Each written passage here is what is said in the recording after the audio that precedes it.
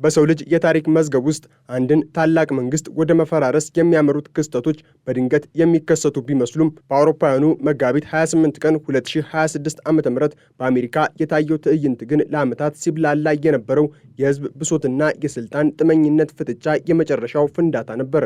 ይህ ዕለት አሜሪካ እንደ ሀገር የቆመችበት፣ የህገ መንግስታዊ መሰረት የተናጋበት፣ የነጻነት ፋናዋ የጠቆረበትና በምትኩም የአምባገነንነት ጥላ ያጠላበት ጥቁር ቀን ሆኖ ይመዘገባል። ንጉሥ አንፈልግም በሚል መሪ ቃል የተቀጣጠለውና መላውን የሰሜን አሜሪካ አህጉር ያናወጠው ይህ ግዙፍ ተቃውሞ ተራ የፖለቲካ ሰልፍ ሳይሆን የነጻነትና የባርነት ፍልሚያ የታየበት ታሪካዊ አውድማ ነበር። ከ8 ሚሊዮን በላይ የሚሆኑ ቁጡ ዜጎች በ50ዎቹም ግዛቶች አደባባዮችን ሲያጥለቀልቁ፣ የዋይት ሃውስ መንበርና የዲሞክራሲው ምሰሶች ሲንቀጠቀጡ ተስተውለዋል። በሎስ አንጀለስ ከተማ የታየው ትዕይንት የአሜሪካን ውድቀት በጉልህ የሚያሳይ ምስል ነበር። የከተማዋ እምብርት በሆነው ዲቲኤልኤ አካባቢ በ10 ሺዎች የሚቆጠሩ ሰልፈኞች እንደ ማዕበል ሲተሙ፣ አየሩ በጭስና በጩኸት ተሞልቶ ነበር። የከተማዋ የፖሊስ ኃይልና የፌዴራል ወኪሎች በህዝቡ ላይ የከፈቱት ጥቃት አሜሪካ የዜጎቿን መብት የምታስከብር ሀገር መሆኗ ቀርቶ ወደ ፖሊሳዊ መንግስትነት መቀየሯን የሚያረጋግጥ ነበር። ፀሐይ አዘግዝቃ ፖሊስ የመበተን ትዕዛዝ በሰጠበት በዚያ አስፈሪ ቅጽበት የሎስ አንጀለስ ጎዳናዎች ወደ ጦር ግንባርነት ተቀየሩ። የፌዴራል ማቆያ ማዕከልን ከቦ የነበረው ህዝብ በአስተዳደሩ የሚፈጸመውን ኢሰብአዊ እስራት በመቃወም የብረት አጥሮችን ለመስበር ሲሞክር የታጠቀው ኃይል ያፈሰሰው አስለቃሽ ጭስ ሰማዩን ጋርዶታል። በተለይም የነጻነት ተምሳሌት የሆነችውን የነጻነት ሐውልት ልብስ ለብሳ የወጣች አንዲት ወጣት በፖሊስ ቁጥጥር ስር ስትውል የታየው ምስል የዓለም የነጻነት ተምሳሌት የነበረችው አሜሪካ ዛሬ ነጻነትን ራሷን በካቴና እያሰረች መሆኗን ለዓለም ያበሰረ አሳዛኝ ትዕይንት ነበር። ይህ በሎስ አንጀለስ የጀመረው ግጭት 75 ሰዎችን ለቅኝ ግዛት እስራት መሰል ስቃይ አሳልፈው የሰጠ ሲሆን ከታሳሪዎቹ መካከል ሕፃናትና ወጣቶች መገኘታቸው የአስተዳደሩን የጭካኔ ጥግ ያሳያል። ፖሊስ በሰጠው መግለጫ ሰልፈኞቹ ድንጋይና ኮንክሪት ወርውረዋል ቢልም የህዝቡ ቁጣ ግን ከድንጋይ በላይ ኃይለኛ የነበረው የአምባገነንነትን ቀንበር ለመስበር ካለው ጽኑ ፍላጎት የመነጨ ነው። በሰልፉ ላይ የተሳተፉት እንደ ዶና ፖሊ ያሉ የቀድሞ የጦር ኃይል አባላት ለ4 ዓመታት በሰራዊቱ ውስጥ ያገለገልኩት አገሬን ከጠላት ለመከላከል ነበር። ዛሬ ግን ህገ መንግስታችንን እየደቆሰ ካለውና ጠቅላላ ስልጣኑን በቁጥጥሩ ስር ካደረገ ንጉሥ ጋር ፊት ለፊት ተጋፍጫለሁ ሲል በምሬት መናገራቸው የአሜሪካ ዲሞክራሲ ምን ያህል ገደል አፋፍ ላይ እንደቆመች ማረጋገጫ ነው። ወደ ሚኒሶታ ስናቀና ደግሞ ሁኔታው ይበልጥ ልብ የሚሰብርና የሀገሪቱን ሰላም የነሳ ክስተት ሆኖ እናገኘዋለን። ሚኒያፖሊስና ሴንት ፖል የዚህ ታላቅ አመፅ ማዕከል የሆኑት በምክንያት ነበር። በዓመቱ መጀመሪያ ላይ በፌዴራል የስደተኞች ወኪል እጅ ህይወታቸው ያለፈው አሌክሲ ፕሪቲና ሬኔ ጉድ የአሜሪካን ህዝብ ከዳር እስከ ዳር ቀስቅሶታል። በሚኒሶታ የህግ መወሰኛ ምክር ቤት ፊት ለፊት የተሰበሰበው ከ200 ሺህ በላይ የሚሆን ህዝብ የአሜሪካን ባንዲራ ዘግዝቆ በመያዝ ሀገሪቱ ያለችበትን የሲኦል ደጅ ለዓለም አሳይቷል። ባንዲራን ዘግዝቆ መያዝ በባህር ኃይልና በጦርነት ታሪክ ውስጥ ታላቅ የመከራና የጭንቅ ጥሪ መሆኑ ይታወቃል። በትላንትናው ዕለት ደግሞ አሜሪካ በታሪኳ አጋጥሟት የማያውቅ የህልውና ጭንቀት ውስጥ መውደቋን ያረጋገጠችበት ነበር። ታዋቂው ድምፃዊ ብሩስ ስፕሪንግስተን የሚኒያፖሊስ መንገዶች የሚለውን ልብ የሚነካ ዜማውን ሲያዜም በሺዎች የሚቆጠሩ ሰልፈኞች በእንባ ታጥበው ነበር። ይህ ሙዚቃዊ መዝሙር ብቻ ሳይሆን በአምባገነንነት ለተቀጠፉት ንጹሐን የቀረበ የፍትህ ጥሪና የአሜሪካን መንግስት የጭከና እርምጃ የሚያረጋግጥ የታሪክ ምስክር ነበር። የዋይት ሃውስ አስተዳደር ግን ለዚህ ሁሉ ህዝባዊ ማዕበል የሰጠው ምላሽ በትዕቢት የተሞላና የህዝቡን ድምፅ የሚያንቋሽሽ ነበር። የፕሬዝዳንቱ ቃል አቀባይ አቢጌል ጃክሰን ይህንን በሚሊዮኖች የሚቆጠር ህዝብ የወጣበትን ሰልፍ የትራምፕ ረብሻ የሕክምና ክፍለ ጊዜ በማለት መሳለቋ በመንግስትና በህዝብ መካከል ያለው ግንኙነት ሙሉ በሙሉ መቋረጡን ያሳያል። መንግስት የህዝቡን ስቃይና ፍላጎት ከመስማት ይልቅ ተቃውሞውን በግራ ዘመም የገንዘብ መረቦች የተደራጀ ሴራ አድርጎ መፈረጁ አሜሪካን ወደማይቀረው የእርስ በርስ ግጭትና መከፋፈል እየገፋት ነው። ፕሬዝዳንቱ ስልጣን ከያዙበት ከጥር ወር ጀምሮ የአስፈጻሚ አካላትን ስልጣን በማስፋፋት ናሽናል ጋርዶችን ከግዛት አስተዳዳሪዎች ፈቃድ ውጪ በከተሞች ላይ በማሰማራትና የፖለቲካ ተቃዋሚዎቻቸውን በህግ ለማስገደድ በመሞከር ሀገሪቱን ወደ ቀድሞ ንጉሳዊ ስርዓት እየመለሷት እንደሆነ በሰፊው ይታመናል። በዋሽንግተን ዲሲ የሚገኘው ናሽናል ሞል እና የሊንከን መታሰቢያ አደባባይ በሺዎች በሚቆጠሩ ሰልፈኞች ሲጨናነቅ ንጉሥ አንፈልግም የሚለው ድምፅ እንደ ነጎድጓድ ያስተጋባ ነበር። ሰልፈኞቹ ዘውዱን አውርድ የሚል መፈክሮችን በመያዝ በዋይት ሃውስ ውስጥ የተሰየመውን አካል እንደ ወራሪና እንደ አምባገነን ይመለከቱታል። በኢራን ላይ የተከፈተው ጦርነትና የወጣቱ ትውልድ ደም፣ በባዕድ ሀገር መፍሰስ፣ የኑሮ ውድነቱና የዜጎች የመግዛት አቅም መቀነስ እንዲሁም የስደተኞች አያያዝ አሜሪካን በዓለም ፊት አሳፍሯታል። በዲሲ ጎዳናዎች ላይ የተሰበሰበው ሕዝብ ከፖለቲካዊ ተቃውሞ ባለፈ የህልውና ትግል እያደረገ መሆኑን በተግባር አሳይቷል። ከቨርጂኒያ አርሊንግተን ተሻግረው ወደ ዋና ከተማዋ የሚተሙት ሰዎች ቁጥር አሜሪካ ዛሬ በገዛ ልጆቿ ቁጣ እየተናወጠች መሆኑን ያሳያል። ይህ ተቃውሞ በታላላቅ ከተሞች ብቻ እየተገደበ አለመሆኑ ደግሞ ሁኔታውን ይበልጥ አስፈሪ ያደርገዋል። እንደ አይዳሆ፣ ዋዮሚንግ እና ደቡብ ዳኮታ ባሉ እጅግ ወግ አጥባቂና የፕሬዝዳንቱ ደጋፊ ተደርገው በሚቆጠሩ ግዛቶች ሳይቀር ህዝቡ በነቂስ ወጥቶ አምባገነንነት ይብቃ ማለቱ የፖለቲካው ስንጥቅ ምን ያህል ጥልቅ እንደሆነ ያሳያል። እንደ ድሪክስ ያሉ ትናንሽ መንደሮች ሳይቀሩ በተቃውሞ ሲናወጡ የአሜሪካ ገጠራማ አካባቢዎችም ከአምባገነንነት ስጋት ነፃ እንዳልሆኑ ታይቷል። በኬንታኪና በሚቺጋን የሚገኙት ትናንሽ ከተሞች ነዋሪዎች የፌዴራል መንግስቱ የጦር መሳሪያውን በገዛ ዜጎቹ ላይ ማዞሩን በመቃወም አደባባዮችን ዘግተዋል። ይህ የሚያሳየው የአሜሪካ ህዝብ ከመቼውም ጊዜ በላይ በአንድ ዓላማ መቆሙንና ስልጣን የህዝብ እንጂ የጥቂት ቢሊዮነሮችና የፖለቲካ ሹማምንት አለመሆኑን ለማረጋገጥ መነሳቱን ነው። ዓለም አቀፉ ማህበረሰብም ይህንን የአሜሪካን ውድቀት በትዝብትና በስጋት እየተከታተሉ ይገኛል። በሮም በለንደንና በፓሪስ የታዩት የድጋፍ ተቃውሞች የአሜሪካ የፖለቲካ ትኩሳት መላውን ዓለም እየተነኮሰው መሆኑን ያሳያል። በጣሊያን የሚገኙ ተቃዋሚዎች አሜሪካን በኢራን ላይ የምታደርገውን ጦርነትና የሜሎኒን መንግስት ወግ አጥባቂ ፖሊሲዎች በማውገዝ ከጦርነት የጸዳ ዓለም የሚል ጥሪ አቅርበዋል።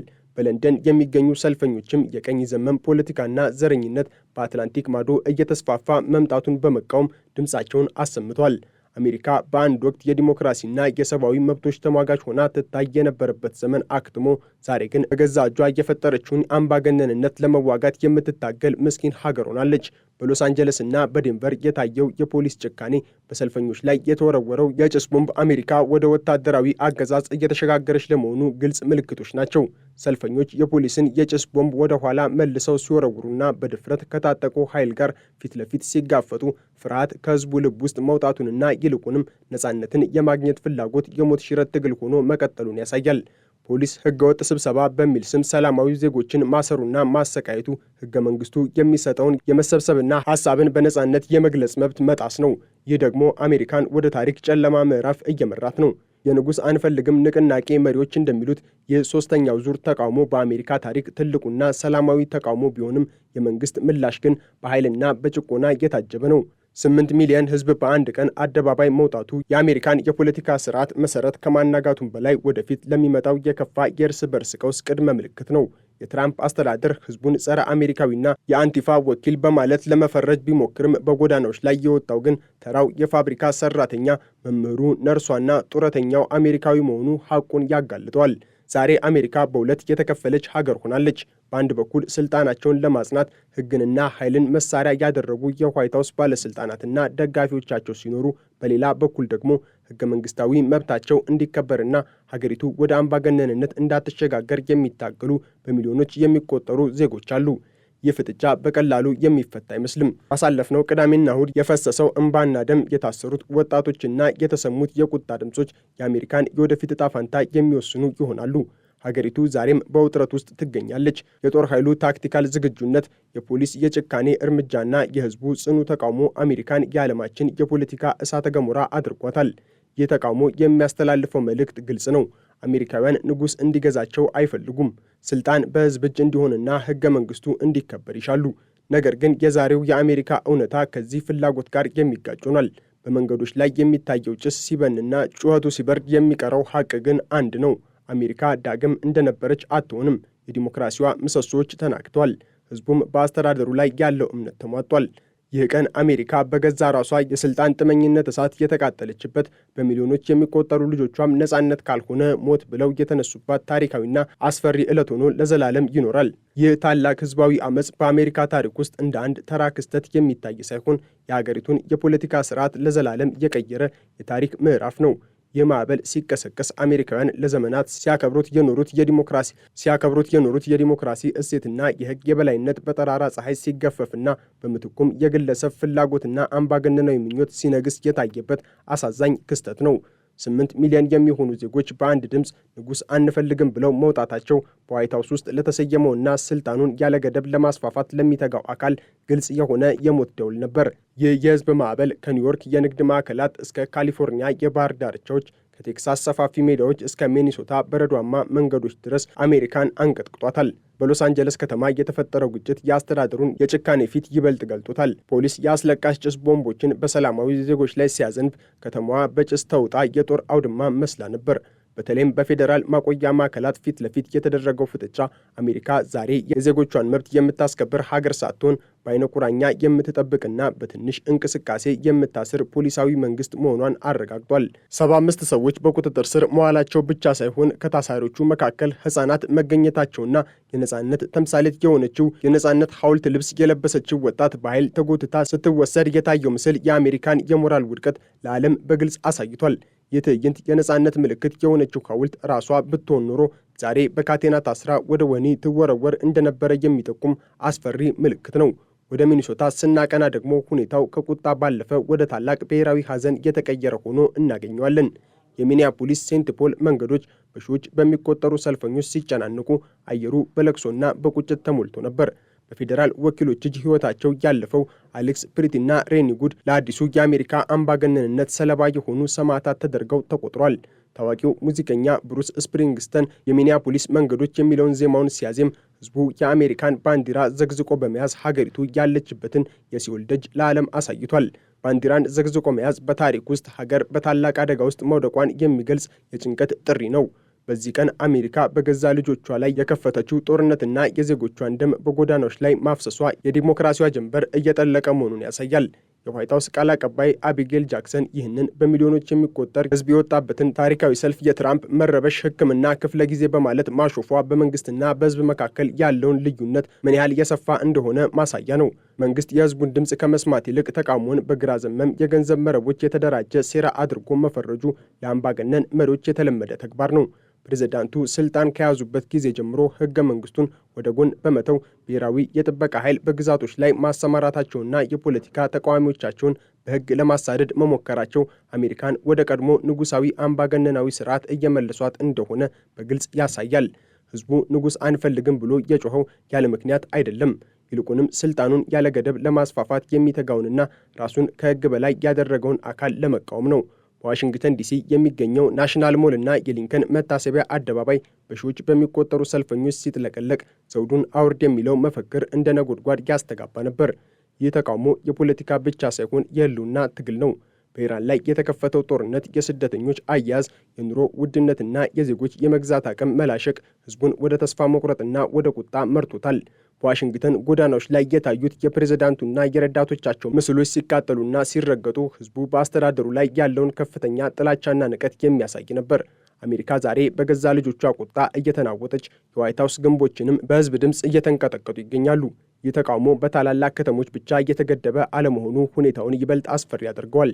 እንደ አይዳሆ፣ ዋዮሚንግ እና ቴክሳስ ባሉ የፕሬዝዳንቱ ደጋፊ ተደርገው በሚቆጠሩ ግዛቶች ሳይቀር ህዝቡ በነቂስ ወጥቶ አምባገነንነትን ማውገዙ የፖለቲካው ስንጥቅ ምን ያህል ጥልቅ እንደሆነ ያሳያል። ትናንሽ መንደሮችና ከተሞች ሳይቀሩ በተቃውሞ ሲናወጡ የአሜሪካ ገጠራማ አካባቢዎችም ከአምባገነንነት ስጋት ነፃ እንዳልሆኑ ታይቷል። የህዝቡ አንድነትና ቆራጥነት ስልጣን የህዝብ እንጂ የጥቂት ሹማምንት አለመሆኑን ለማረጋገጥ የተነሳ ታላቅ ኃይል መሆኑን አስመስክሯል። ዓለም አቀፉ ማህበረሰብም ይህንን የአሜሪካን ውድቀት በትዝብትና በስጋት እየተከታተሉ ይገኛል። በሮም በለንደን እና በፓሪስ የታዩት ተቃውሞች የአሜሪካ የፖለቲካ ትኩሳት መላውን ዓለም እያተኮሰው መሆኑን ያሳያል። አሜሪካ በአንድ ወቅት የዲሞክራሲ ፋና ወጊ ሆና ትታይ የነበረበት ዘመን አሁን ላይ አክትሟል። ዛሬ ያለው በገዛ እጇ የፈጠረችውን አምባገነንነት ለመዋጋት የምትታገል ምስኪን ሀገር መሆኗ ነው የሚታየው። በሎስ አንጀለስ ጎዳናዎች ላይ የተተኮሰው አስለቃሽ ጭስ፣ በሚኒያፖሊስ የተዘመረው የሐዘን ዜማ ቢቆምም በህዝቡ ልብ ውስጥ የተቀጣጠለው የነጻነት ፍላጎት ግን በቀላሉ የሚጠፋ አይመስልም። ይህ የንጉሥ አንፈልግም ንቅናቄ አሜሪካን ወደ አዲስ የነጻነት ምዕራፍ ያሸጋገራት ወይም ወደ ባሰ አምባገነንነትና መበታተን ይውሰዳት የሚታወቀው በሚቀጥሉት ወራት በሚወሰዱ እርምጃዎች ይሆናል። ሆኖም ግን በአሁኑ ወቅት አሜሪካ በተቃውሞ ማዕበል እየተናወጠች የዓለም አይን ሁሉ በዋሽንግተንና በሎስ አንጀለስ ላይ ተጠቅሎ የዲሞክራሲዋን የመጨረሻ እስትንፋስ በስጋት እየተጠባበቀ ይገኛል። አሜሪካ ዛሬ በገዛ ራሷ የስልጣን ጥመኝነት እሳት እየተቃጠለችበት፣ በሚሊዮኖች የሚቆጠሩ ልጆቿም ነጻነት ካልሆነ ሞት ብለው የተነሱበት ታሪካዊና አስፈሪ ዕለት ሆኖ ለዘላለም ይኖራል። ይህ ተቃውሞ የሰሜን አሜሪካን ምድር ብቻ ሳይሆን የሰው ልጅ የነጻነት ጥማት ዳግም የቀሰቀሰ ታላቅ ክስተት ሆኗል። አሜሪካውያን ንጉሥ እንዲገዛቸው አይፈልጉም። ስልጣን በሕዝብ እጅ እንዲሆንና ሕገ መንግሥቱ እንዲከበር ይሻሉ። ነገር ግን የዛሬው የአሜሪካ እውነታ ከዚህ ፍላጎት ጋር በጽኑ የሚጋጭ ሆኗል።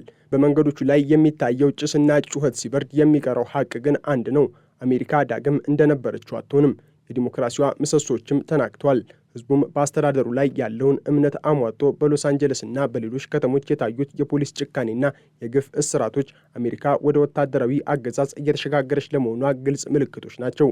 ሰልፈኞች የፖሊስን የጭስ ቦምብ ወደ ኋላ መልሰው ሲወረውሩና በድፍረት ከታጠቁ ኃይሎች ጋር ፊት ለፊት ሲጋፈጡ ፍርሃት ከሕዝቡ ልብ ውስጥ መውጣቱንና ይልቁንም ነፃነትን የማግኘት ፍላጎት የሞት ሽረት ትግል ሆኖ መቀጠሉን ያሳያል። ይህ ታላቅ ሕዝባዊ አመፅ የአሜሪካን ብቻ ሳይሆን የመላው ዓለምን የፖለቲካ አቅጣጫ የሚቀይር ግዙፍ ክስተት ሆኖ ተመዝግቧል።